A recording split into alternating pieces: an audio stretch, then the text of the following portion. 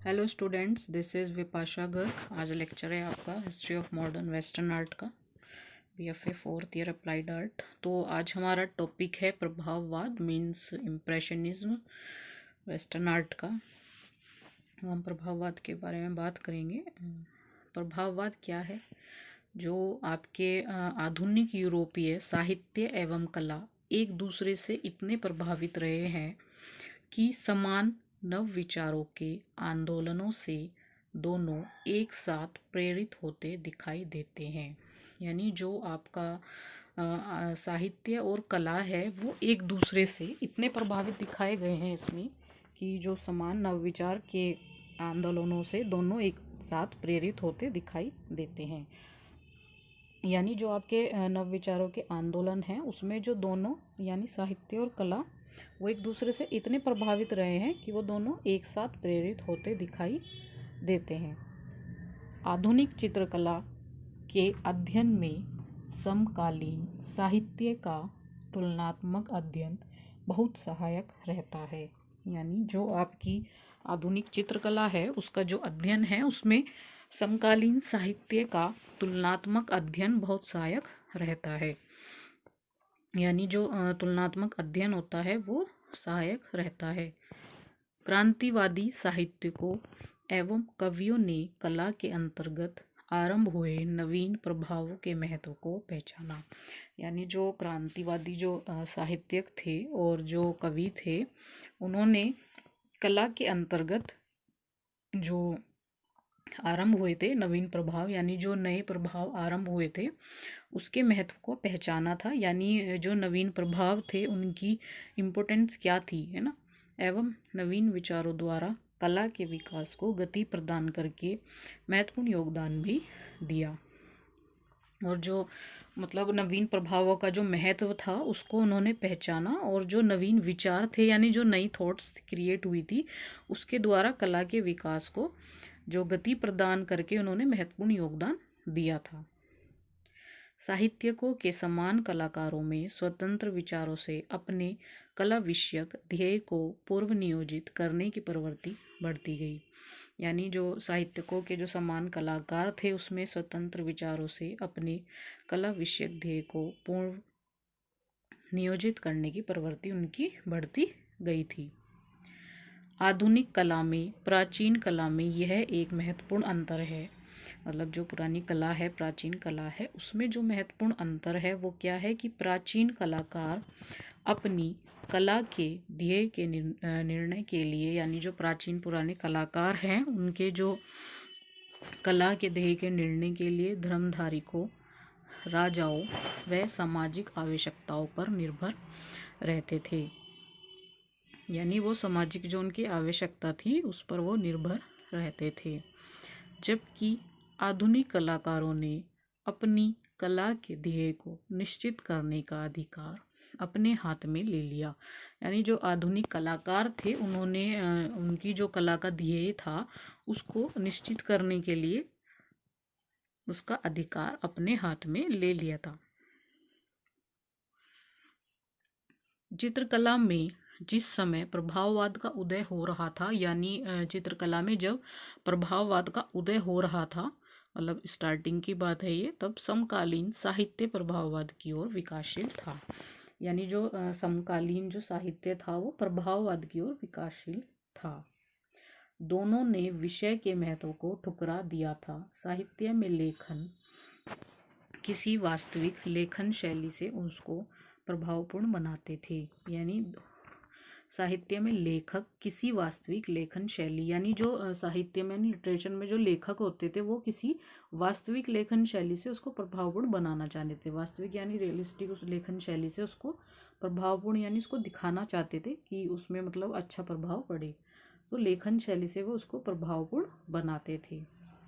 तो चित्रकला में चित्रकार किसी भी साधारण दृश्य यानी चित्रकला में जब आप कोई चित्रकला में जब कोई चित्रकार काम करता है तो उसमें क्या बताया इसमें कि किसी भी साधारण दृश्य यानी ब्रैकेट में बताया कि जैसे कोने में अस्त व्यस्त पड़ी वस्तुएं यानी घर में आपके कहीं पे भी कोई वस्तुएं पड़ी हैं और स्वाभाविक अवस्था में बैठा हुआ सामान्य आदमी वगैरह, है ना। तो साधारण दृश्य में ये आ जाएगा जैसे लाइव स्केचिंग करते हैं को लेकर चित्रण करते थे। यानी जो चित्रकला में जो चित्रकार थे वो इस तरह के चित्रण करते थे। उनका मूल सिद्धांत यह था कि चराचर दृष्टि के दृश्य, घटनाएं, प्रसंग सौंदर्य से उत्पन्न है। मतलब उनका मूल सिद्धांत क्या था कि चराचर सृष्टि के दृश्य, घटनाएं, प्रसंग सौंदर्य से ओतप्रोत और कलाकृति के निर्माण के लिए किसी काल्पनिक या महत्वपूर्ण विषय के होने की आवश्यकता नहीं है। कलात्मक सर्जन मुख्य रूप से आत्मनिष्ठ है, वस्तुनिष्ठ नहीं। यानी जो कलात्मक सर्जन था, क्रिएटिविटी, वो मुख्य रूप से आत्मनिष्ठ है, वस्तुनिष्ठ नहीं है ना। वस्तुनिष्ठ यानी कोई भी ऑब्जेक्ट, आत्मनिष्ठ है यानी जो हमारी भावनाओं से निष्ठ होता है। अब ये बताया है इसमें आगे कैसे भावनाओं की जागृति प्रत्यक्ष रूप से कलाकार की मानसिक अवस्था से संबंध रखती है, विषय से नहीं। यानी भावनाओं की जागृति, जो हमारी भावनाएं हैं उसकी जागृति प्रत्यक्ष रूप से कलाकार की मानसिक अवस्था से संबंध रखती है ना। प्रत्यक्ष रूप से यानी सामने से, है ना। प्रत्यक्ष कोई चीज है वो प्रत्यक्ष है, तो उसकी जो भावनाओं की जो जागृति है वो प्रत्यक्ष रूप से कलाकार की मानसिक अवस्था से संबंध रखती है, विषय से नहीं। यानी वस्तुनिष्ठ वही, विषय से मतलब है, ठीक है। तो इसलिए इसमें बताया कलात्मक सर्जन मुख्य रूप से आत्मनिष्ठ है, वस्तुनिष्ठ नहीं। यानी भावनाओं की जागृति प्रत्यक्ष रूप से कलाकार की मानसिक अवस्था से संबंध रखती है, विषय से नहीं। प्रभाववादी चित्रण के लिए कलाकार प्राकृतिक या शहरी दृश्यों एवं दैनिक जनजीवन के सामान्य घरेलू या सामाजिक प्रसंगों को चुनते थे। यानी जो प्रभाववादी जो चित्रण के लिए कलाकार चुनते थे वो क्या चुनते थे, प्राकृतिक शहरी दृश्य और जो आपका डेली का जो जनजीवन के सामान्य घरेलू चीजें होती हैं या आपका रूटीन है ना, या फिर जो सामाजिक हमारे प्रसंग होते थे उनको वो चुनते थे। और इस विचार से कुछ विद्वान प्रभाववाद को यथार्थवाद का ही परिवर्तित रूप मानते हैं। इसके अतिरिक्त उनके दृष्टिकोण में प्रभाववाद में ठोस आकार रचना या अभिव्यंजना, जो आधुनिक कला की प्रमुख विशेषताएं हैं, नहीं होने के कारण उसको आधुनिक कला के अंतर्गत समाविष्ट नहीं किया जा सकता।